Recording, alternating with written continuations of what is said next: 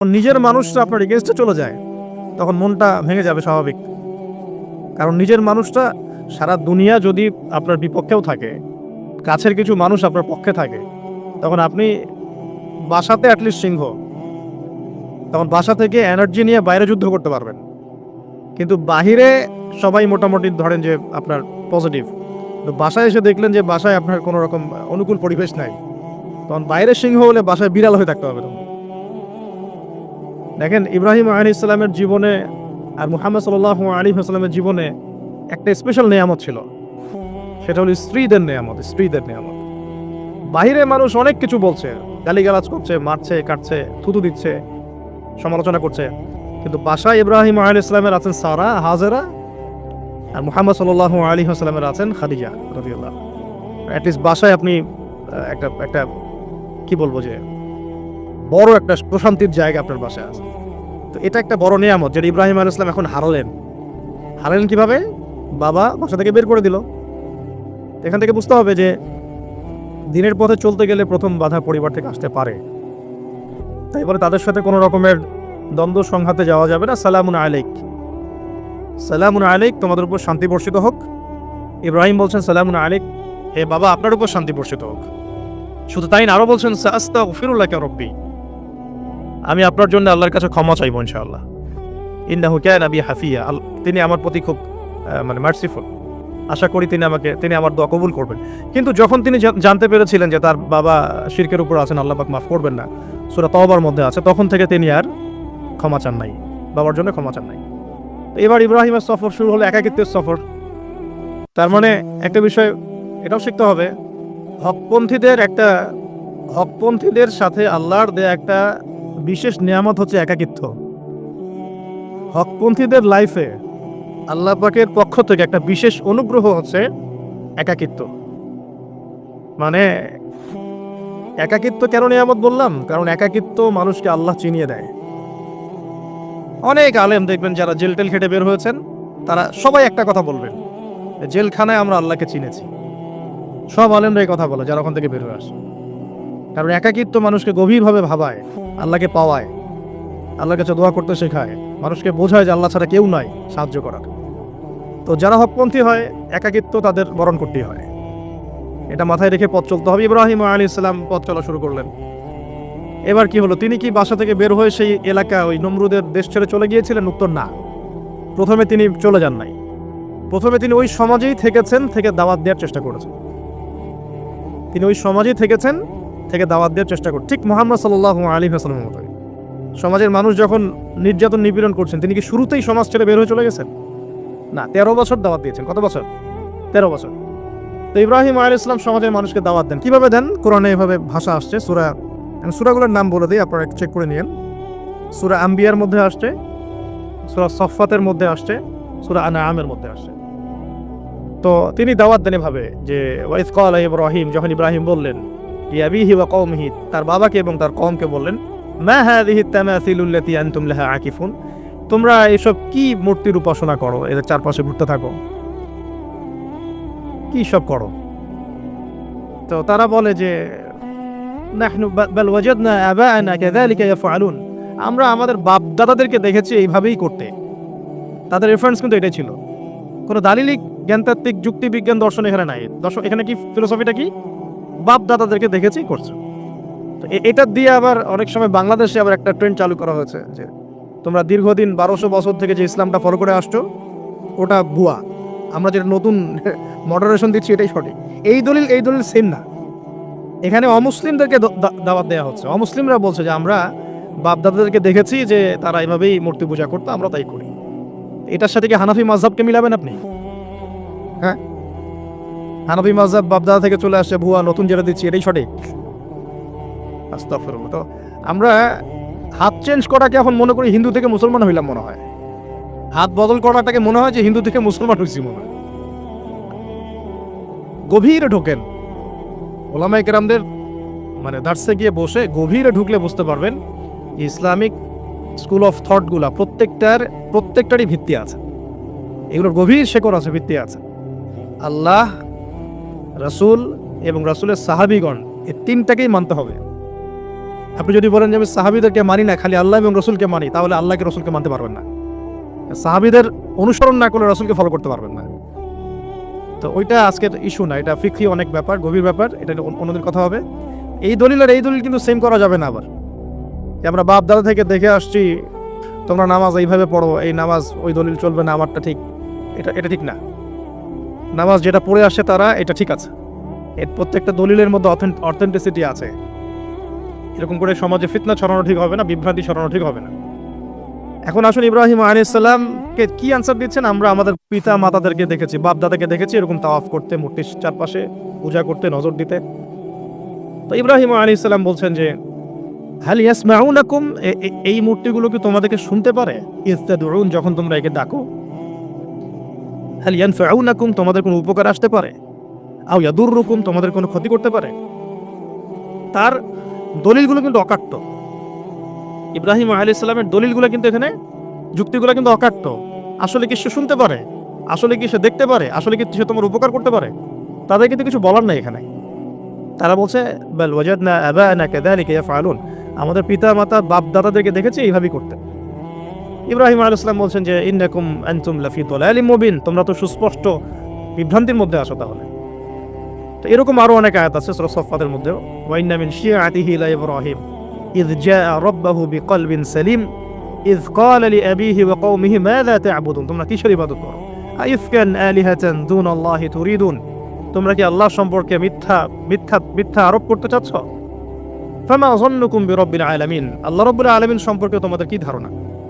এভাবে তিনি তার কওমকে দাওয়াত দিতে লাগলেন। তাদের কওমের দলিল একটাই ছিল, বাপ দাদাদেরকে দেখেছি এভাবে মূর্তি পূজা করতে, তাই করি। সনাতন, এটা ছিল কি সনাতন থটস। অথচ সর্বপ্রথম এটা শুরু হয় কোন নবীর আমল থেকে?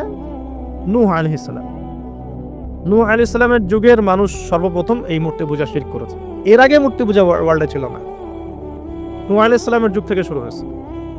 তাহলে এটাকে আমরা সর্বোচ্চ পর্যায়ে সনাতন বলতে পারি না। তারও আগে যে সময় চলে গেছে, ওই সময় মানুষ তাওহীদপন্থী ছিল। আদম আলাইহিস সালামের যুগে তখন মানুষ এই কাজ করতো না। শুরুটা কেমন করে হলো? ভালো উদ্দেশ্যে শুরু হয়েছিল, ভালো মনে করে। কেমন? যে মানুষ এরকম চিন্তা করে নিয়েছিল যে এই মানুষগুলো লাত, উজ্জা, হুবল, ইয়াগুথ, ইয়াউক, নাসর, ইয়াগুথ, ইয়াউক, নাসর, এই ভালো মানুষগুলো আল্লাহর খুব নেককার বান্দা ছিলেন। তাদের স্ট্যাচু তৈরি করা যায়, তৈরি করলে কি হবে? এগুলোকে দেখলে আমাদের আগ্রহ জন্মাবে ইবাদত করার ব্যাপারে। এটা ছিল ওদের থটস। শয়তান এভাবেই তাদেরকে ইনফ্লুয়েন্স করেছিল আর কি। তারা তাই করলো। এই জেনারেশনটা যখন মারা গেল, পরের জেনারেশন যখন আসলো, তখন শয়তান ওদেরকে বোঝালো, ধরেন 100-200 বছর পরে বোঝালো যে ওরা খুব ভালো মানুষ ছিল, ওদের মূর্তিকে মসজিদের বাইরে না রেখে ভিতরে ঢুকিয়ে ফেলো, তাদেরকে সেজদা করতে হবে না, ভিতরে ঢুকিয়ে ফেলো, ইবাদতে মনোযোগ আসবে। পরের জেনারেশন এই কাজটাই করলো। থার্ড জেনারেশনকে শয়তান বোঝালো যে সরাসরি ওদের কাছে চাইলেই হবে, তারা আল্লাহ পাকের অনেক মানে কি আনুগত্য প্রাপ্ত, নৈকট্য প্রাপ্ত বান্দা, সরাসরি তাদের কাছে চাইলেই হবে। আল্লাহর কাছে চাওয়া, এখানে চাওয়া একই কথা, ওখানে সেজদা করা, এখানে সেজদা করা একই কথা। এখান থেকে শুরু হলো সরাসরি স্ট্যাচু ওয়ার্শিপ। সরাসরি স্ট্যাচু ওয়ার্শিপিং এখান থেকে শুরু হয়েছে। তো আমরা আমাদের হিন্দু ভাই বোন যারা আছেন, আমাদের আশপাশে অমুসলিম ভাই বোন, তাদের প্রতি সম্মান রেখেই এই হিস্ট্রিগুলো পড়তে বলবো আর কি, এবং যুক্তি দর্শনগুলো খুঁজতে বলবো। আসলে কি তারা শুনতে পায়? আসলে কি সে আমার কোনো উপকার করতে পারে? আসলে কি সে আমার কোনো ক্ষতি করতে পারে?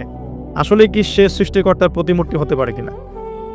তো আমরা এটা আহ্বান জানাবো, আমরা কারো ধর্মীয় অনুভূতিতে আঘাত করব না। ইসলাম আমাদেরকে এটা শেখায় না।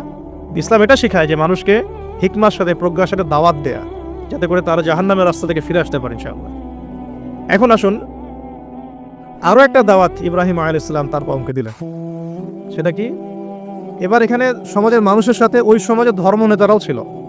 সমাজে কিন্তু কয়েক শ্রেণী মানুষ থাকে, মানে সামাজিক নেতা, ধর্মনেতা, রাষ্ট্রনেতা।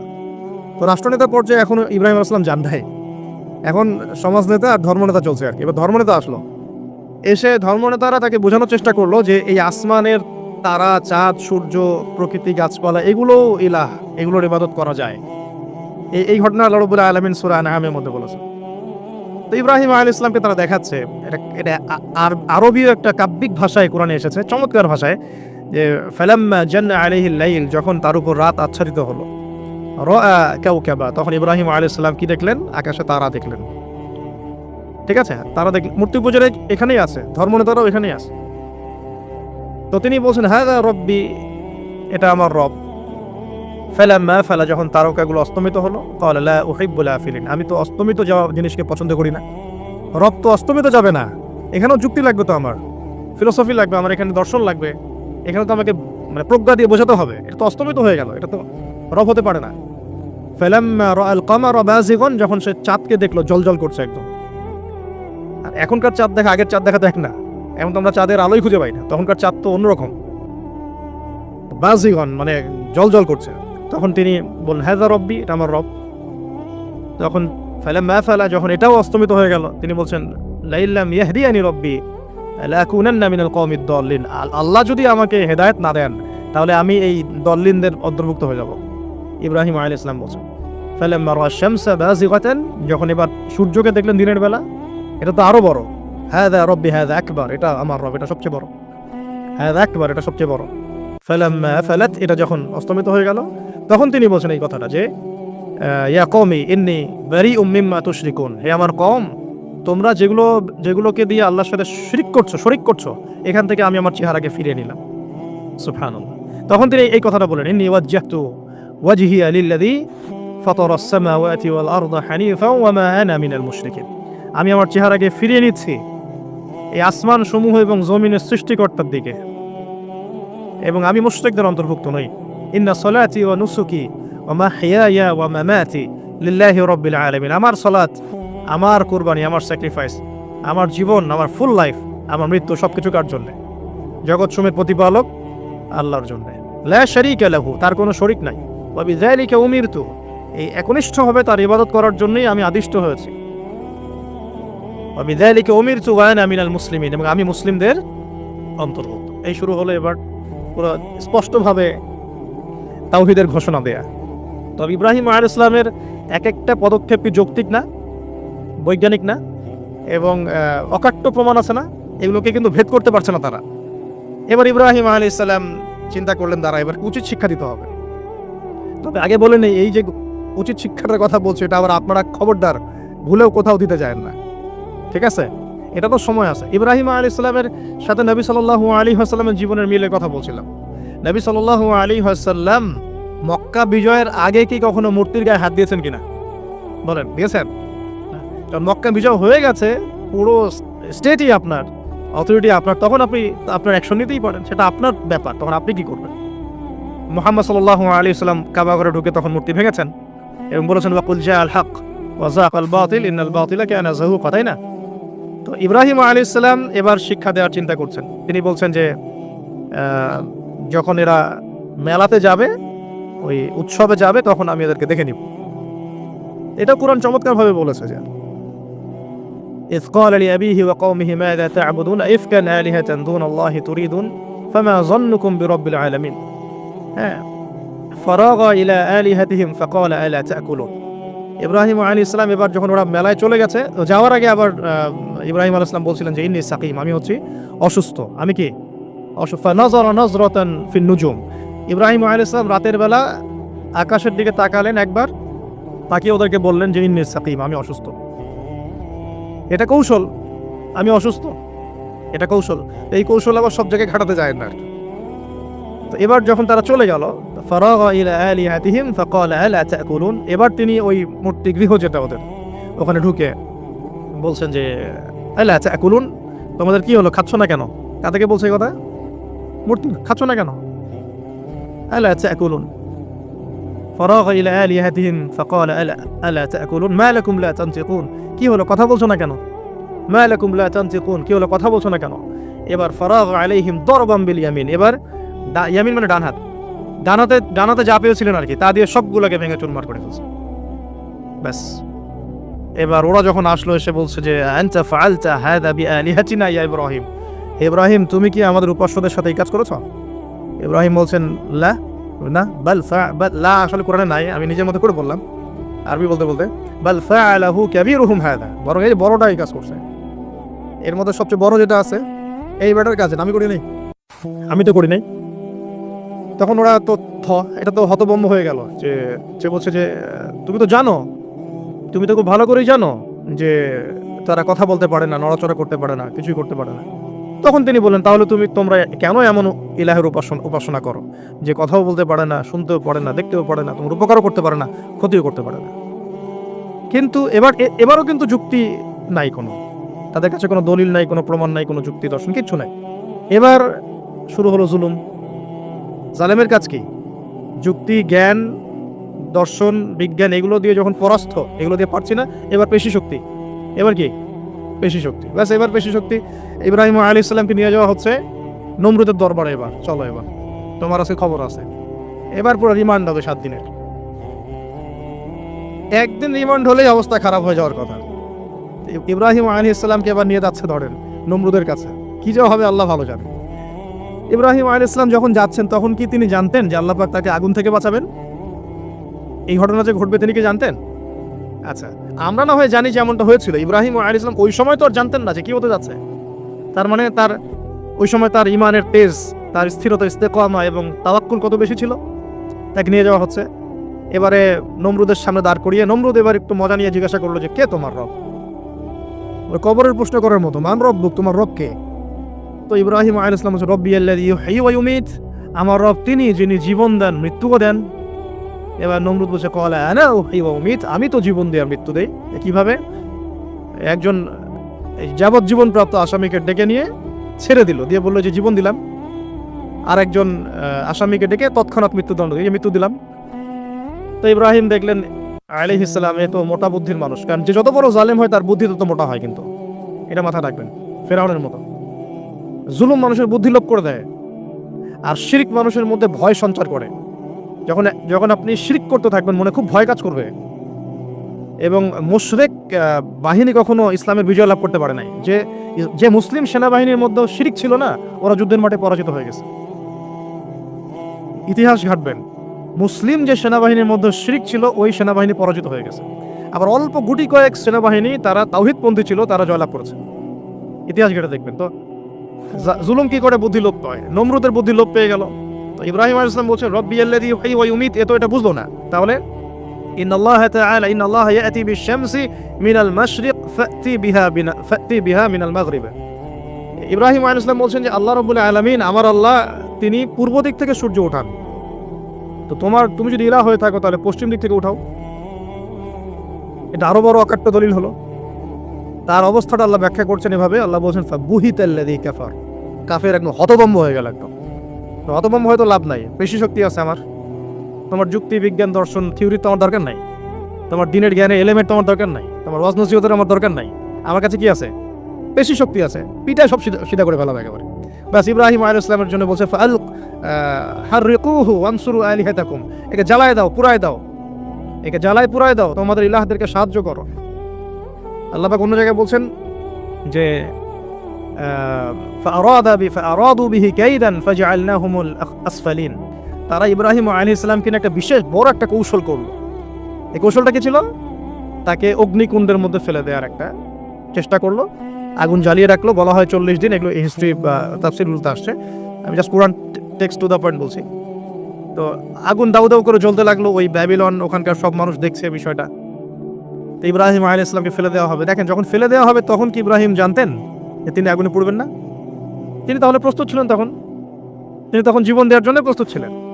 ঠিক আছে, এখন তাকে ফেলে দেওয়া হচ্ছে। ঠিক ওই সময়ে জিবরাইল আলাইহিস সালামের আগমন। সুবহানাল্লাহ। তিনি এসে বলছিলেন যে আমার কাছে কোনো হাজত আছে নাকি আপনার? তখনও ইব্রাহিম আলাইহিস সালাম বলেছেন, আপনার কাছে আমার কোনো হাজত নাই। হাসবি আল্লাহ ওয়া নি'মাল ওয়াকিল, এই যে কথাটা আমরা বলি, হাসবুনাল্লাহু ওয়া নি'মাল ওয়াকিল, হাসবি আল্লাহ ওয়া নি'মাল ওয়াকিল। ইব্রাহিম আলাইহিস সালাম বললেন, আল্লাহই আমার জন্য যথেষ্ট এবং তিনিই আমার উত্তম কর্মবিধায়ক। এরকম মোমেন্টে বান্দা যখন আল্লাহকে এভাবে চাবে, আল্লাহ রাব্বুল আলামিন না এসে পারবেন? তখনই পারবেন ইনশাআল্লাহ। তখন আল্লাহ রাব্বুল আলামিনের আদেশ চলে আসলো, ইয়া নার, হে আগুন, কুনি বারদান ওয়া সালামান আলা ইব্রাহিম, ইব্রাহিমের জন্য ঠান্ডা হয়ে যাও, শীতল ঠান্ডা হও। মানে খুব শীতল না, আবার আরামদায়ক শীতল ঠান্ডা হয়ে যাও। সুবহানাল্লাহ। এভাবে আল্লাহ রাব্বুল আলামিন ইব্রাহিম আলাইহিস সালামকে অগ্নি পরীক্ষা থেকে বাঁচালেন। ওখানে ইব্রাহিম আলাইহিস সালাম থাকলেন, কোনো ক্ষতি হলো না। তিনি পরবর্তী সময় বলেছিলেন ওই সময়টুকুর মধ্যেই তিনি শান্তিতে ছিলেন। ওই যে বললাম না, অনেকে যে নির্যাতন নিপীড়নের শিকার হয় তারপরে বলে যে ওই সময়টুকুই ভালো ছিলাম, আল্লাহকে পেয়েছিলাম, তেলাওয়াত বেশি ছিল, তাহাজ্জুদ বেশি ছিল, পরে ফিতনার যুগে চলে আসছি। তো এই হলো অগ্নি পরীক্ষা। এরপরে কওমকে দাওয়াত দেওয়ার হলো না, সেখান থেকে চলে যেতে হলো। এই যে অগ্নি পরীক্ষা ইব্রাহিম আলাইহিস সালামকে এখানে দিতে হয়েছে, ওই রকম পরীক্ষা আমাদের নবী সাল্লাল্লাহু আলাইহি ওয়াসাল্লামকে দিতে হয়েছে তায়েফের মাঠে, দিতে হয়েছে বদরের মাঠে, উহুদের মাঠে। এখানে আল্লাহ পাক ফেরেশতা নামিয়ে দিয়েছেন সাহায্যের জন্য, বদরের মাঠে দেখেন, উহুদের মাঠে আল্লাহ পাক ফেরেশতা নামিয়েছেন সাহায্যের জন্য। একদম হুবাহুমিল পাবেন আপনি জিনিসগুলো, খালি বাসিরা থাকলেই হবে, ধরতে পারলেই হবে জিনিসগুলো। সামনে যাই, এবার শুরু হলো জীবনের দ্বিতীয় পর্যায়ে। এবার তিনি হিজরত করে চলে যাচ্ছেন। দেখেন এখানেও হিজরত, আবার নবী সাল্লাল্লাহু আলাইহি ওয়াসাল্লামের যুগেও মক্কা থেকে মদিনায় নবীগণের জীবনের সাথে এগুলো জড়িত। ঠিক আছে, এখন যাওয়ার তো একজন সাথী লাগবে। একাকিত্বের জীবনের অবসান ঘটলো, আল্লাহ রাব্বুল আলামিন তাকে সাথী দিলেন। সাথীর নাম হচ্ছে সারা আলাইহিস সালাম। কি নাম? অনন্য সুন্দরী নারী ছিলেন। ইতিহাসে বলা হয় যে দুজন নারী সবচেয়ে বেশি সুন্দরী, দুজন। আমাদের মতো আর্টিফিশিয়াল সুন্দরী না, আর্টিফিশিয়াল সুন্দরী কথা বলো, অরিজিনালি সুন্দরী। দুজন নারীর কথা বলা হয়েছে। একজন হচ্ছেন হাওয়া আলাইহিস সালাম, অনন্য সুন্দরী নারী ছিলেন, এবং আরেকজন সারা আলাইহিস সালাম, তিনি পরম সুন্দরী নারী ছিলেন। দেখেন সারা আলাইহিস সালাম, তার গর্ভ থেকে কিন্তু পরবর্তীতে সন্তান তো প্রথমে হচ্ছিল না, তাই না? শেষ বয়সে গিয়ে সন্তান হলো।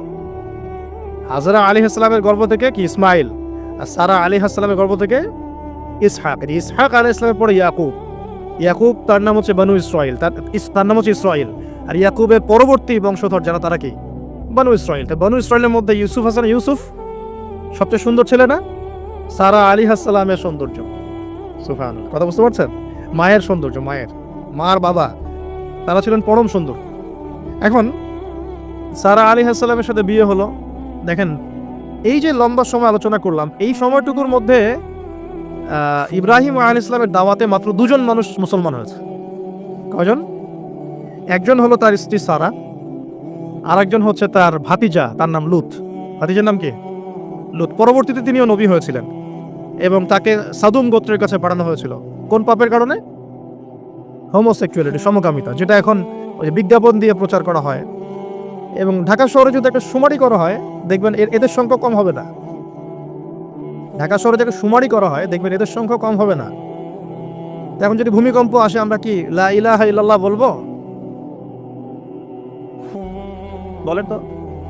আমরা তো ডেকে নিয়ে আসতেছি ভূমিকম্প, আমরা ডেকে নিয়ে আসতেছি যে আল্লাহ পাক বলছেন এগুলো করো না, গজব আসবে। আমরা করছি আর এটাকে ডেকে নিয়ে আসতেছি, আসো। আর এদিকে আমরা রড সিমেন্টের অ্যাডভার্টাইজ করতেছি আর কি, এগুলো দিয়ে বাড়ি বানালে কোনোদিন ভাঙবেও না, কাঁপবেও না। আমাদের চিন্তাগুলো কেমন হয়ে গেছে জানি। আল্লাহ পাক জেনা, ব্যভিচার, মাদক, পর্নোগ্রাফি, এই সমকামিতার এইসব পাপের কারণে এরকম গজবগুলো নাজিল করেন। শুধু ঢাকা কেন, এরকম বড় বড় মেগা সিটিজ যেগুলো আছে, এগুলোতে এখন এটার অধিকার তারা চাচ্ছে, আন্দোলন করে অধিকার চাচ্ছে। আপনার রেইনবো ফ্ল্যাগ দেখবেন, রংধনু ফ্ল্যাগ মানেই সমকামিতা। অ্যাডভার্টাইজ দিয়ে পোস্ট দিয়ে এখন মানুষ, আগে যেমন মেয়েরা বাসায় গিয়ে কিছু সার্ভিস দিত না, খারাপ সার্ভিসের কথা বলছি আর কি, এখন এভাবে ছেলেকে সার্ভিস দেওয়ার জন্য ডাকতেছে। এটা কোনো গাল গল্প করছি না, এটা বাস্তবতা। যদি আমাকে বলেন যে আপনি চোখের সামনে প্রমাণ দেন, আমি দিতে পারবো না। যদি আপনি আমাকে 1 মাসের জন্য অথরিটি দেন ঢাকা শহরে, তাহলে দিতে পারবো উইদিন 1 মাসের মধ্যে।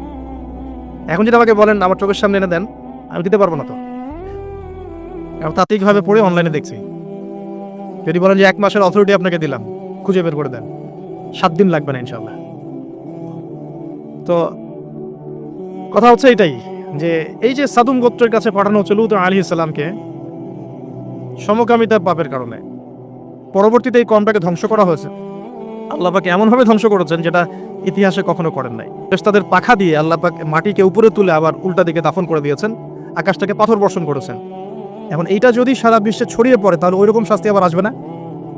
স্বাভাবিক না? এটা আসতে পারে। আর এটার মূল কেন্দ্র হচ্ছে পশ্চিমা সভ্যতা, এখান থেকে সারা দুনিয়ায় ছড়িয়ে পড়তেছে।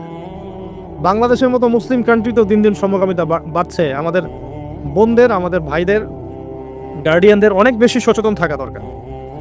কোনো কোনো ক্ষেত্রে মাদ্রাসার মধ্যেও দেখা গেছে এগুলো, হিপসখানাতেও দেখা গেছে এগুলো। পর্নোগ্রাফির কারণে এগুলো হচ্ছে, পর্নোগ্রাফির কারণে মানুষের রুচি বিকৃত হচ্ছে এবং সে নারী পুরুষ, গরু ছাগল হাঁস মুরগি কোনো কিছুর তোয়াক্কা করছে না। কয়েকদিন পরে এটাও যদি দেখেন অবাক হবেন না যে মানুষ পশু পাখির সাথে জেনা করতেছে। এটাও যদি দেখেন আমি অ্যাটলিস্ট অবাক হব না। ধাপ ছিল একটা, প্রথমে মানুষ কি করতো, অবৈধ প্রেম করতো, এই সম্পর্কে জেনা করতো, পরে পরকীয়া শুরু করলো, তারপরে এখন সমকামিতা শুরু হলো, সমকামিতার পরে এখন চাইল্ড অ্যাবিউজিং শুরু হয়েছে, বাচ্চা কাচ্চাদেরকে রেপ করা হচ্ছে, ছোট ছোট মেয়েদেরকে, ছোট ছোট বাচ্চাদেরকে, ইভেন ছোট ছোট ছেলেদেরকেও। এরপরে যদি গবাদি পশুর সাথে জেনা করতে দেখেন অবাক হওয়ার কিছু নেই, কিচ্ছু নেই অবাক হওয়ার। এখন বলেন আমরা শাস্তির দ্বার প্রান্তে আছি না? অ্যাটলিস্ট আমরা যারা দিনকে ভালোবাসি, আমাদের একটা আইডিওলজি ফলো করি, নৈতিকতার কথা বলি, আমরা আমাদের পরিবার, আমাদের ভাই বোন, আমাদের ছেলে মেয়ে, তাদের প্রতি আমাদের খুব সতর্ক দৃষ্টি রাখতে হবে, সর্বোচ্চ সতর্ক থাকতে হবে। আর আমাদের দিনী বোনদেরকেও রিকোয়েস্ট করবো আমরা, যে ভাইদেরকেও তো বলি, বোনদেরকেও বলছি, বিয়ের আগে কোনো প্রকার অবৈধ সম্পর্ক নেই, বিয়ের আগে কোনো প্রকার অবৈধ কোনো সম্পর্ক না। আর এখন অমুসলিম ছেলে আর মুসলিম মেয়ে প্রেম করতেছে, এগুলো কিনে অনলাইনে অনেক লেখালেখি হচ্ছে, দেখলাম কয়দিন আগে। তো কিছু বোন আমাকে রিকোয়েস্ট করেছিলেন যে একটু আপনার মুখ দিয়ে যদি মানুষ জানতে পারে এটা, যে কোনো অবস্থাতেই মুসলিম মেয়ে কোনো অমুসলিম ছেলের সাথে প্রেম করতে পারে না। মুসলমান ছেলের সংখ্যা কম হয়ে গেল, যে বিয়ে করার জন্য মুসলমান ছেলে খুঁজে পাওয়া যাচ্ছে না। পরবর্তীতে তারা সেই মুসলিম বোনের ইজ্জত নষ্ট করে তাকে গর্ভবতী করে দিয়ে ভেঙে যাচ্ছে। এটা ওদের একটা মিশন। আর ওদের মিশনের কথা আমি পরে বলবো। আমি মুসলিম মেয়ে হয়ে কেমন করে একটা অমুসলিম ছেলের সাথে প্রেম করতে পারলাম? আমার বাসার মুসলিম মেয়ে কেমন করে একটা অমুসলিম ছেলের সাথে প্রেম করতে পারে? এটা তো আমাকে আগে ফাঁসির কাজটা ঝোলানো দরকার, আগে বিচারটা তো আমার করা দরকার আগে। আমরা আমাদের দিনী বন্ধুকে সর্বোচ্চ সতর্ক করব। জীবন চলে গেলেও ফিরে আসতে পারে না? আল্লাহর হাতে তো। মানুষ অনেক সময় জীবন মৃত্যুর সন্ধিক্ষণে থাকে না, আল্লাহ পাক ফিরিয়ে বাঁচিয়ে দেন না। ইজ্জত চলে গেলে কখনো ফিরে আসে না। ইজ্জত চলে গেলে ফিরে আসে? আল্লাহ আমাদেরকে বোঝার তৌফিক দান করুন। হিজরতের পালা শুরু হলো, সাথী কে? মাত্র দুজন। কয়জন বলেন তো? এখন কয়জন সাথী মুসলিম? দুজন, সারা আলাইহিস সালাম এবং লূত আলাইহিস সালাম। এবার হিজরতের পথে একটা ঘটনা আছে। হিজরতটা হয়েছে কোথায়? ব্যাবিলন থেকে কেনানে। কোথায়? কেনান কোন জায়গা? এটা শামের অন্তর্ভুক্ত একটা জায়গা। শাম মানে শুধু সিরিয়া নয়, বরং এটার একটা বড় ব্যাপ্তি আছে। সালামের অদূরেই এই কেনান একটা জায়গা ছিল। এখানে খালিল নামে একটা জায়গা এখনো আছে। কি নামে? খালিল, বর্তমান নাম খালিল। ইব্রাহিম আলাইহিস সালামকে কি বলা হয়? খালিলুল্লাহ, আল্লাহর খালিল। ওই নামটা কিন্তু এখনো এখানে আছে আর কি। এখানে হিজরত করা হয়। তারপরে এখানে থাকতে লাগলেন তার স্ত্রী সারা আলাইহিস সালাম। এক সময় ওই এলাকায় একটু দুর্ভিক্ষ দেখা দিল। তখন তারা মিশরের দিকে যাচ্ছিলেন খাবারের সন্ধানে। যাওয়ার সময় সেখানে একটা রাজা ছিল। রাজাটা লম্পট টাইপের। লম্পট রাজা বোঝেন কিনা? যারা নারীর নেশা খুব আর কি, যে মেয়েকেই দেখে তাকে তুলে নিয়ে যায়। এগুলো নতুন পাপ না। ইতিহাসে যেগুলো দেখতে এখন যেগুলো হচ্ছে, এগুলো হিস্ট্রিতে ছিল, আগেও ছিল। কোরআনে এগুলো সবগুলোকে কেন ব্যাখ্যা করা হয়েছে? কারণ শেষ জামানায় শেষ নবীর উম্মতে এগুলো সবই হবে। শেষ নবীর উম্মতের সময় এই সবগুলো রিপিট হবে, কারণ আল্লাহ পাক সব জানিয়ে দিয়েছেন আমাদেরকে কি হয়েছিল আগে। আমরা হচ্ছে সামারি, পাপের সামারি। সারা ওয়ার্ল্ডের যত পাপ ছিল এগুলো সামারাইজিং করা হয়েছে, এই উম্মত হবে এগুলো উম্মতের মধ্যে। এই জন্য আল্লাহ পাক সতর্ক করেছেন বারবার। এখন এই রাজা সারা আলাইহিস সালামের দিকে চোখ দিল। এখানে আমাদের দিনী বোনদেরকে একটা মারাত্মক নসিহত করতে চাই। এটা আমি পড়ছিলাম যখন গত 3 দিন থেকে, আমি 2বার এখানে পড়তে থেমে গেছে। সারা আলাইহিস সালামকে যখন কিডন্যাপ করা হয়েছে তখন দুটো কাজ হয়েছে এখানে। এক, ইব্রাহিম আলাইহিস সালাম সাথেই তিনি নামাজে দাঁড়িয়ে গেছেন। ইব্রাহিম আলাইহিস সালাম কি করেছেন? নামাজে দাঁড়িয়ে গেছেন। আর সারা আলাইহিস সালামের দিকে যখন হাত বাড়াচ্ছে এই আপনার লম্পট বাচ্চা, সারা আলাইহিস সালাম সময় চেয়েছেন যে আমি নামাজ পড়বো, আমাকে নামাজ পড়ার ব্যবস্থা করে দেওয়া হোক। সারা আলাইহিস সালাম ওযু করে এসেছেন, ওযু করে নামাজে দাঁড়িয়েছেন। দাঁড়িয়ে 2 রাকাত নামাজ পড়ে আল্লাহর কাছে দোয়া করেছেন, আল্লাহুম্মা ইন কুনতা তা'লাম, হে আল্লাহ আপনি যদি জানেন যে ইন্নী ক্বাদ আহসানতু ফারজি ইল্লা যাওজি, আমি আমার লজ্জাস্থানকে হেফাজত করে রেখেছিলাম, সতীত্বকে কখনো নষ্ট করিনি, শুধু আমার স্বামীর হক আমি স্বামীকে দিয়েছি। মানে আমি আমার স্বামী ছাড়া অন্য কারো কাছে আমার সতীত্ব নষ্ট করি নাই। যদি আপনি এটা জেনে থাকেন, আল্লাহ ফানসুরনি, আল্লাহ আপনি আমাকে সাহায্য করেন, ওয়ালা তুসমিত আলাইয়া হাযাল কাফির, আমার উপরে এই কাফেরকে আপনি বিজয়ী করেন না। এই দোয়াটা দিনী বন্যা মুখস্থ করে রাখতে পারেন, কারণ অনেকেই চলতে ফিরতে উঠতে বসতে অনেক রকম হ্যারাসমেন্টের শিকার হন। যদি আপনি সতীত্ব রক্ষা করে চলতে পারেন, তখন আল্লাহর কাছে দোয়া করবেন, আল্লাহ আপনি যদি জেনে থাকেন আমি আমার সতীত্ব রক্ষা করেছি, আমি অনেস্ট, আমি আমার সতীত্ব রক্ষা করেছি, কারো সামনে আমি আমার সতীত্ব নষ্ট করি নাই, আল্লাহ আপনি এই জালেমের এগেনস্টে, এই কাফের এগেনস্টে, এই ফাসেকের এগেনস্টে আমাকে সাহায্য করেন। এই দোয়া করার সাথে সাথেই এই বাদশার হাতটা অবশ হয়ে গেছে, হাত আর আগাচ্ছে না, হাত প্যারালাইজ হয়ে গেছে, পড়ে গেল সে। তখন আবার তিনি দোয়া করছেন সারা আলাইহিস সালাম, আল্লাহ এখন যদি সে মারা যায় তার মানুষ মনে করবে আমি মেরে ফেলছি। তখন আল্লাহ পাক তাকে ছেড়ে দিলেন, ভালো হয়ে উঠলো। আবার ওই যে বললাম পশুর স্বভাব তো কখনো ঠিক হয় না, আবার হাত দেওয়া চেষ্টা করলো, আবার অবশ হয়ে গেল। এভাবে 3-4 বার চেষ্টা করেছে। এরপরে যখন পারছে না, তখন সে বলছে যে আমার সামনে কোন শয়তানকে তোমরা নিয়ে আসছো, সে তার ভাষায় বলছে আর কি, আমার সামনে কোন শয়তানকে হাজির করছো, একে নিয়ে যাও আমার সামনে থেকে। তো ছেড়ে দিল। তারপরে সাথে হাজারা আলাইহিস সালামকেও মানে হাদিয়া হিসেবে দিয়ে দিয়েছে, একে নিয়ে যাও। এবার হাজারা আলাইহিস সালাম, সারা আলাইহিস সালাম, ইব্রাহিম আলাইহিস সালাম কেনানে চলে আসলেন। এখন সারা আলাইহিস সালাম তো ভাবছেন তিনি বন্ধা, তিনি ভাবছেন যে আমার সন্তান হচ্ছে না। তখন ইব্রাহিম আলাইহিস সালামের বয়স প্রায় 86 বছর। কত বছর? আর সারা আলাইহিস সালামের বয়স প্রায় 70। তো 70 বছর হয়ে গেছে একটা মহিলার, মনে করেন বাচ্চা কাচ্চা হয়নি, তাহলে তো তার মনে হবে যে আমার মনে হয় বাচ্চা কাচ্চা হবে না, আমার সন্তানের, আমার মানে স্বামীর তো বংশ বাড়ছে না, তো বংশ রক্ষার স্বার্থে আমি তাকে একটা বিয়ে দেওয়ার চেষ্টা করছি। তখন হাজারা আলাইহিস সালামের সাথে তার বিয়ে দেওয়া হয়। এই হলো সেকেন্ড ওয়াইফ। এখনকার পশ্চিমা সভ্যতা অবশ্য আমাদেরকে শেখায় যে একজন নোবেল মানুষ আর কি, a noble man cannot marry ম্যারি মানে টুয়াইস, অর্থাৎ এটা শেখায় যে একজন ভালো মানুষ একাধিক বিয়ে করতে পারে না। এটা নোবেল মানে ইয়ারা পশ্চিমারা শেখায়। অনেক কথা বলতে পারে যে হ্যাঁ আমি সুন্দর মতো থাকবো, চলবো, ইনসাফ করতে দিব, সব ওকে, কিন্তু যখন অধিকার সব সমান হয়ে যাবে তখন দেখবেন যে মারাত্মক অবস্থা। তো যদি আপনার ভিতরে তাকওয়া, পরহেজগারিতা এবং শক্তিশালী অবস্থা না থাকে, তাহলে নিজেই দিন থেকে বিচ্যুত হয়ে যেতে পারেন। তো এই জন্য দরকার নাই। আল্লাহ রাব্বুল আলামিন যদি নেককার স্ত্রী দান করেন সারা আলাইহিস সালামের মতো, তাকে নিয়ে সন্তুষ্ট থাকেন, ব্যাস। এখন যাই সামনে। এবার বিয়ে হয়ে গেল, কিসের উদ্দেশ্যে দেওয়া হয়েছে? সন্তান।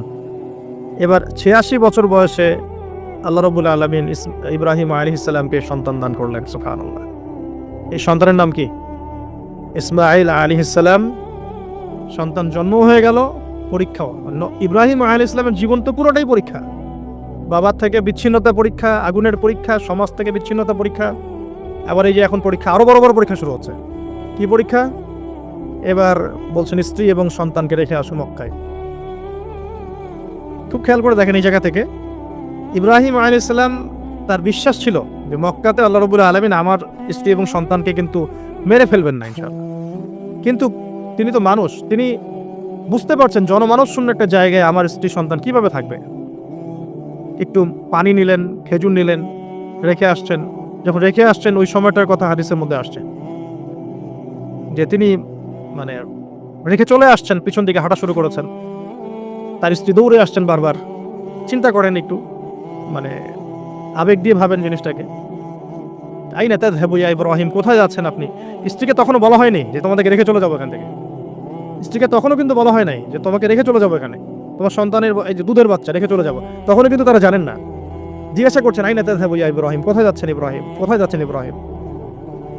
বুকের মধ্যে পাথর বাঁধা, তখন বুকের মধ্যে তখন ইব্রাহিম আলাইহিস সালাম কি পাথর বাঁধা। এটা পুরুষ, এই ফিলিংসগুলো পুরুষরা বুঝবে, মেয়েরা বুঝবে না। এই বুকে পাথর বেঁধে হাসি মুখে থাকার যে অনুভূতি, এটা পুরুষরা বুঝবে, মেয়েরা বুঝবে না, তাই না ব্যাপারটা? ইব্রাহিম আলাইহিস সালামের বুকে তখন পাথর বাঁধা, তিনি কথাই বলতে পারতেছেন না। তখন তিনি বললেন যে আপনি কি আল্লাহর হুকুমে রেখে যাচ্ছেন আমাদেরকে এখানে? তখন ইব্রাহিম শুধু মাথা নাড়লেন, মুখ দিয়ে হ্যাঁও বলেন নাই, মাথা নাড়ছেন খালি। তখন মাশাআল্লাহ এই যে ইসমাঈলের মা আলাইহিস সালাম, তিনি বলছেন যে ইদান লা কি আরবিটা জানি, ইদান লা ইউদাইয়িআন্না আল্লাহ, সম্ভবত আরবিটা এরকম, একটু কঠিন। ইদান লা ইউদাইয়িআন্না আল্লাহ, এরকম একটা আরবি আছে আর কি, সহিহ বুখারীতে আছে এটা, যে তাহলে আল্লাহ পাক, তাহলে আল্লাহ রাব্বুল আলামিন, আর যদি আপনি আল্লাহর হুকুমেই আমাদেরকে রেখে গিয়ে থাকেন, তাহলে আল্লাহ পাক আমাদেরকে কোশ্চিন কালেও ধ্বংস করবেন না ইনশাআল্লাহ। এমন মহান তাওয়াক্কুলকে দেখালেন স্ত্রী হাজেরা আলাইহিস সালাম। এবার আসেন, উনিও কিন্তু দেখতে পাচ্ছেন যে আশপাশে কোনো মানুষই নাই, জনমানবশূন্য জায়গা, পানি নাই, খাবার নেই, কিছুই নাই। এবার ইব্রাহিম যখন চলে আসলেন, একটা পাহাড়ের আড়ালে গিয়ে দাঁড়ালেন কিছু দূরে এসে, তখন হাত তুলে আল্লাহর কাছে দোয়া করা শুরু করলেন।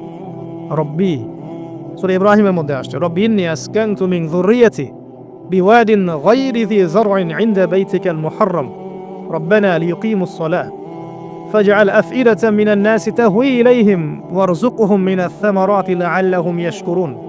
সুবহানাল্লাহ, তিনি দোয়া করছেন, আল্লাহ আমি আমার স্ত্রী এবং আমার সন্তানকে জনমানবহীন বিরান একটা জায়গায় তোমার ঘরের কাছে রেখে আসলাম। আল্লাহ এই কারণে যাতে করে তারা নামাজ কায়েম করে। কি করে? আল্লাহ তুমি মানুষের মনগুলোকে তাদের দিকে ঘুরিয়ে দিও এবং তাদেরকে ফল ফলাদি দিয়ে রিজিক দিও, যাতে করে তারা তোমার শুকরিয়া আদায় করতে পারে। এখনো দেখেন ওই জায়গায় নামাজ ঠিকই কায়েম হচ্ছে, ওই জায়গায় কিন্তু নামাজ পড়েও যেমন শান্তি, নামাজের আসল রুহানিয়াত ওখানে বোঝা যায়। 24 ঘন্টা ওখানে নামাজ তাওয়াফ সাই চলতেই আছে, 1 মিনিটের জন্য বন্ধ হচ্ছে না দেখেন। তারপরে মানুষের মন অটোমেটিক ওখানে ঘোরানো থাকে, সবাই চায় জীবনে অন্তত একটাবার হজ করতে, একটাবার আল্লাহর ঘর দেখতে। আর পৃথিবীর এমন কোনো ফল পাবেন না সেখানে নাই, অথচ ওখানে কিন্তু খুব কৃষিভিত্তিক কিছু চাষ হয় না, খুব একটা চাষ হয় না। তো ইব্রাহিম আলাইহিস সালামের দোয়ার বরকত দেখেন, কি বরকত! ব্যাস আল্লাহ রাব্বুল আলামিন কবুল করলেন। এবার এই যে খাবার পানি যখন ফুরিয়ে আসলো, তখন এই যে মা হাজেরা আলাইহিস সালাম ছোটাছুটি শুরু করলেন সাফা আর মারওয়ায়, সাফা মারওয়ায়। একবার সাফার উপরে ওঠেন, একবার মারওয়া। এখনকার সাফা মারওয়া না, এখন মোজাইক দিয়ে টাইলস করে দেওয়া সাফা মারওয়া না, যেটা আমরা সাই করি, এই সাই সেই সাই না।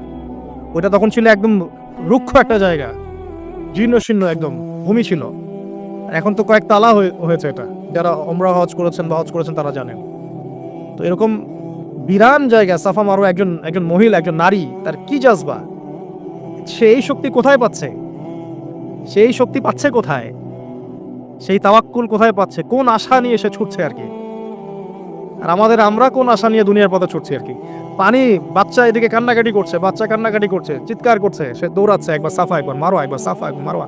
আমরা যখন হজ করতে যাই, উমরা করতে যাই, কখনো এই ফিলিংসই আসে না আমাদের মধ্যে। ওইখানে গিয়ে সেলফি উঠানো শুরু করে মানুষ। আমরা গিয়েছিলাম, অবাক হয়ে যায়, ওখানে সেলফি উঠে মানুষ বসে বসে।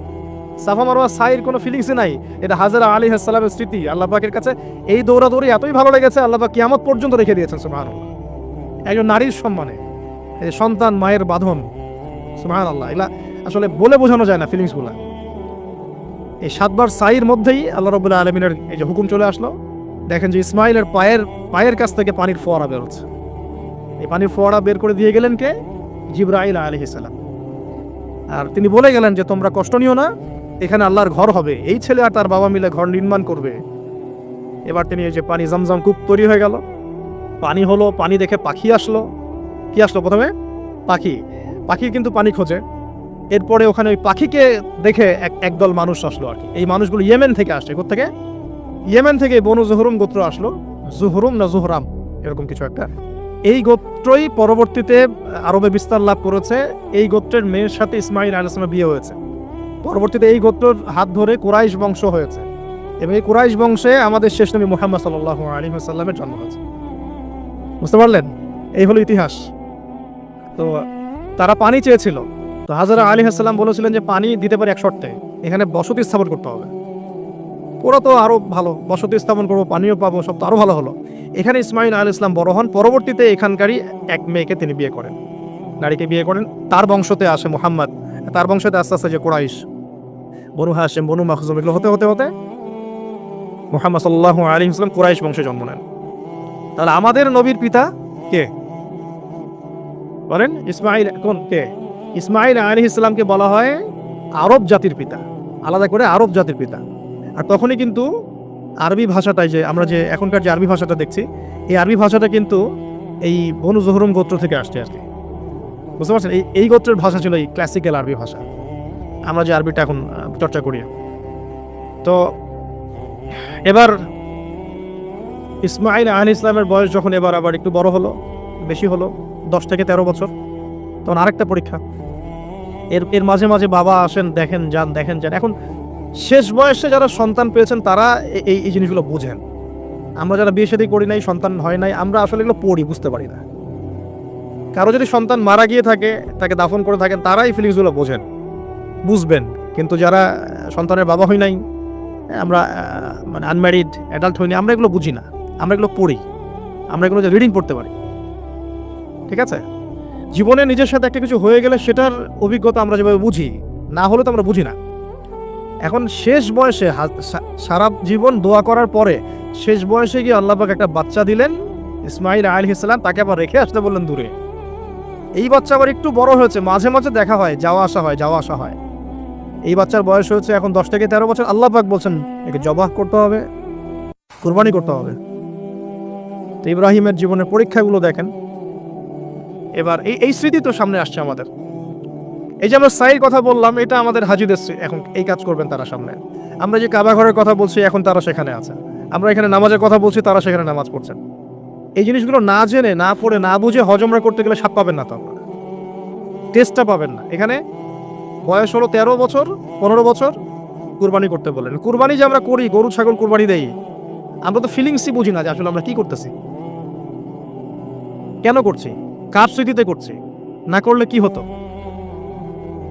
তো এটা নিয়ে তো এই যে একটু আগে এক ভাই বলে গেলেন যে এগুলো নিয়ে যে বিভিন্ন মহলে অনেক সমালোচনা, পশু কুরবানি, অমানবিক, এই সেই, এগুলো তো চিন্তারই জায়গা নাই। এগুলো চিন্তার তো জায়গাই নাই আমাদের কাছে। কারণ এখানে সবচেয়ে বড় কথা ছিল নিজের জীবন কুরবানি করা, নিজের জীবনটা কুরবানি করা। নিজের জীবন না আছে, আল্লাহ আমার কাছে একটা খাসি চেয়েছেন, একটা গরু চেয়েছেন, একটা বাহিমাতুল আনআম চেয়েছেন। এখানে তো আমার নিজের জীবনটাই দেওয়ার কথা ছিল। ওটা না নিয়ে আল্লাহ পাক বলেছেন যে বাহিমাতুল আনআম একটা দিলেই হবে। তোমার কাছে ওটার গোশতও চাই না, চামড়াও চাই না, কিছুই চাই না, তাকওয়াটুকু চাই। তাতেই এত কথা। এটা দামি বা কত? 10-15 হাজার, বা একটা গরুর 50,000, 60,000, 1 লাখ টাকা। 1 লাখ টাকাকে আপনি সন্তানের মূল্য দিয়ে হিসাব করতে পারবেন? তো এখানে মূল জিনিসটাই হচ্ছে আল্লাহ পাকের হুকুম। আল্লাহ পাকের হুকুমই সবচেয়ে বড় কথা। আল্লাহ পাকের হুকুমের ফলেই নেকি হয়, অন্য কোনো কাজে নেকি নেই। আল্লাহ পাক হুকুম দিয়েছেন বলেই।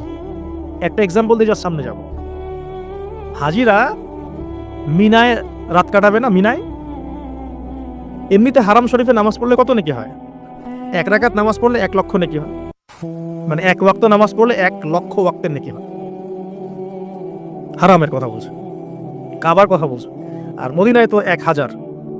তো কাবা ঘরে নামাজ পড়লে এত নেকি হয়। আল্লাহ রাব্বুল আলামিন এখান থেকে হাজিদেরকে বলেছেন যে মিনায় গিয়ে রাত কাটাতে হবে। এখানে হুকুমটা কি? মিনায় গিয়ে রাত কাটাতে হবে, এটা হজের একটা কাজের মধ্যে অন্তর্ভুক্ত। মিনায় গিয়ে রাত কাটাতে হবে।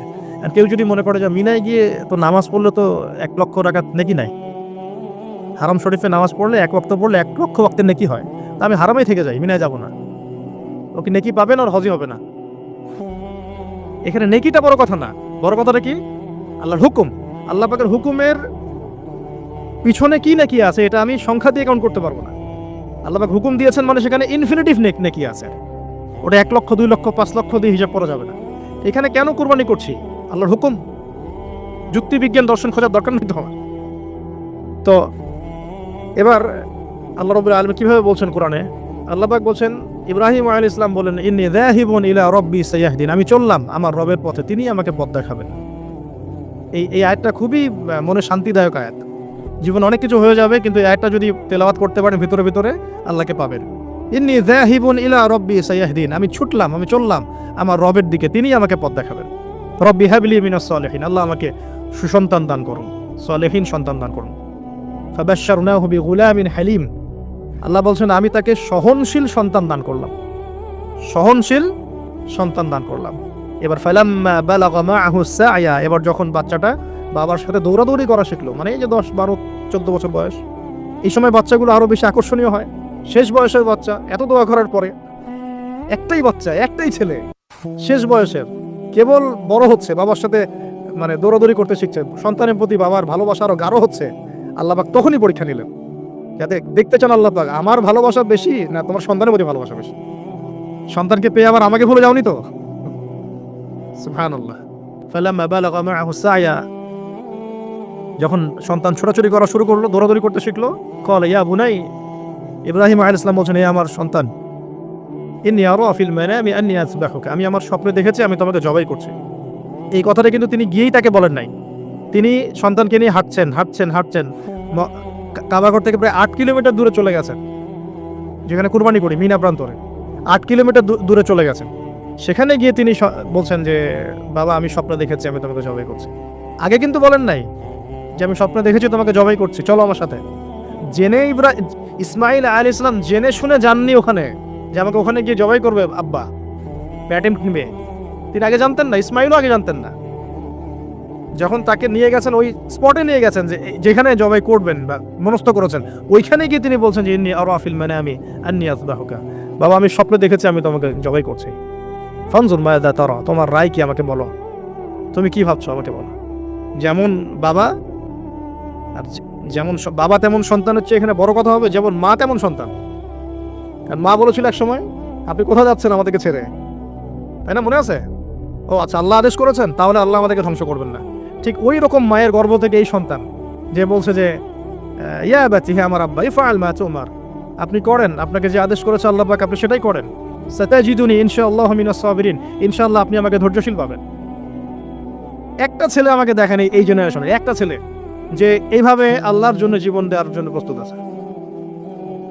দেওয়ার দরকার নেই জীবন, আল্লাহর জন্য জাস্ট 5 ওয়াক্ত নামাজটা পড়ুক, আল্লাহর জন্য 5 ওয়াক্ত নামাজ পড়ুক, ফজর সহ, আল্লাহর জন্য রেগুলার তাহাজ্জুদ পড়ে। জীবন দেওয়া বহুত দূরের কথা, এটা হাইয়েস্ট লেভেল, এটা আমি বলতে চাচ্ছি না। আল্লাহর জন্য কোরআনটা হিফজ করেছে, একটা পড়া হিফজ করেছে, বা অ্যাটলিস্ট আল্লাহর জন্য কোরআন তেলাওয়াত করা শিখেছে, জাস্ট রিসাইট করা শিখেছে। আল্লাহর জন্যে মানে কোনো মাদ্রাসায় বা কোনো ওস্তাদের কাছে বা কোনো কোর্সে 6 মাস 1 বছর 2 বছর পড়াশোনা করেছে, আল্লাহর জন্য একটু দাওয়াতেই কাজ করেছে, আল্লাহর জন্য একটা বই লিখেছে, আল্লাহর জন্য দিন প্রতিষ্ঠার কিছু চেষ্টা করেছে, মানে আল্লাহর জন্য কিছু করেছে। এই এখনকার যে হিউজ জেনারেশনটা আছে, লাখ লাখ কোটি কোটি ছেলে মেয়ে, এখান থেকে আপনি আমাকে 5% ছেলে মেয়ে দেন, ইনশাল্লাহ দিন কায়েম করে দিব বাংলাদেশ, ইনশাল্লাহ 5% দেন, খালি খুঁজে বের করে প্রত্যেকটা ঘরে ঘরে একটা করে এরকম ছেলে আছে নাকি যে বলতে পারে যে ইয়া আবাতি ফাআল মা তুমার সাতাজিদুনি ইনশাআল্লাহু মিনাস সাবিরিন। কি শিক্ষা মা দিয়েছেন ছেলে সন্তানকে, কি শিক্ষা মা দিয়েছেন সন্তানকে, কি শিক্ষা মা দিয়েছেন সন্তানকে। আর এরকম মাই বা কোথায় পাবেন এখন আপনি, এরকম মাই বা কোথায় পাবেন বাসায় বাসায়, সব স্টার জলসা জি বাংলা মা এখন। হ্যাঁ, ঘরে ঘরে এগুলো মা সব এখন, স্টার জলসা মা, জি বাংলা মা, হলিউড বলিউড ঢালিউড সব ভর্তি। এদের তো কি, এদের জীবনটাই পাশবিক, এদের জীবনটাই পাশবিক। এমন মাদেরকে স্ত্রীদেরকে আমরা ঘরে নিয়ে আসতেছি, স্বামীর হায়াত কমে রেখে দিচ্ছে একেবারে, সারাদিন দুনিয়া দুনিয়া দুনিয়া আর দুনিয়া। তো হাজারার মতো মা ছাড়া কি ইসমাইলের মতো জেনারেশন আসবে কিনা বলেন দেখি? হাজেরা আলাইহিস সালামের মতো মা ছাড়া ইসমাইলের মতো জেনারেশন সম্ভব? আর ইসমাইলের মতো জেনারেশন না পেলে বাংলার জমিনে বা সারা বিশ্বে দিন প্রতিষ্ঠা হবে কোনোদিনও সম্ভব না।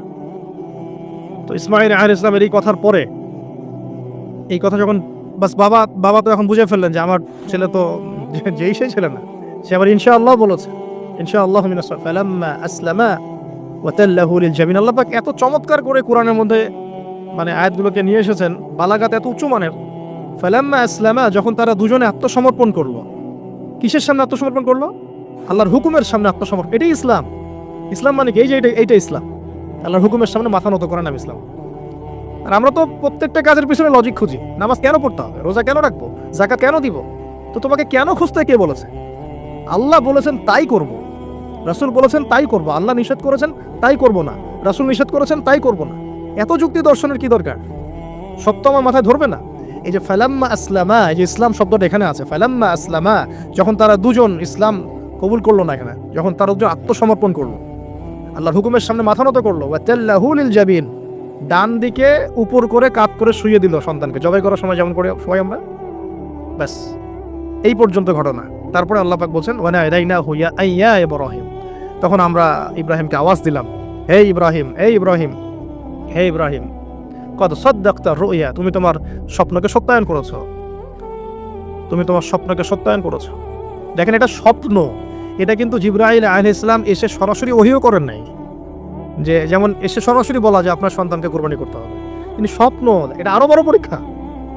কারণ স্বপ্ন, শয়তান ওই সময় 3 বার পাথর নিক্ষেপ করেছে না, শয়তান বোঝানোর চেষ্টা করেছে এটা তো স্বপ্ন, ভুলও হতে পারে, এটা তো স্বপ্ন, মিথ্যা স্বপ্ন দেখতে পারো। তখন তিনি 3 বার শয়তানকে পাথরও মেরেছেন, মনে আছে? ওইটা কিন্তু হাজিরা এখনো করছেন না, ওয়াহি হয়। এবার যখন পাশ ফিরিয়ে দিলেন, আল্লাহ পাক ডাকলেন, ফানাদাইনাহু ইয়া ইব্রাহিম কদ সাদ্দাকতা রুইয়া, আপনি আপনার স্বপ্নকে সত্যায়ন করেছেন। কদ সাদ্দাকতা রুইয়া,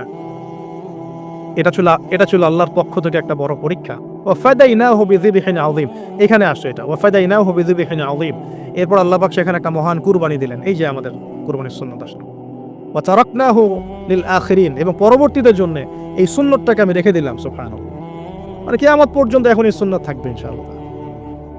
কদ সাদ্দাকতা রুইয়া ইন্না কাযালিকা নাজজিল মুহসিনিন ইন্না হাযা লাহুয়াল বালাউল মুবিন।